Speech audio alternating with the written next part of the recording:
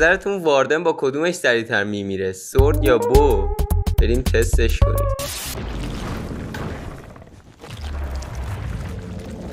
7 8 9 10 11 12 13 14 15 16 17 18 19 20 29 30 31 32 33 34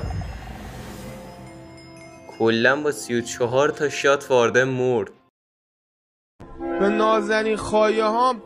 حالا بریم برای تستش با بو. 1 2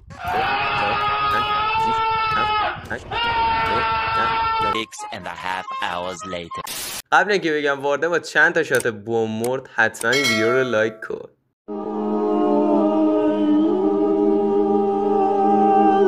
خب واردن هم کلا با 27 تا شات بو مرد. البته این هم اگه بوتون فول باشه. ما به بعدی رو تو کامنت کن.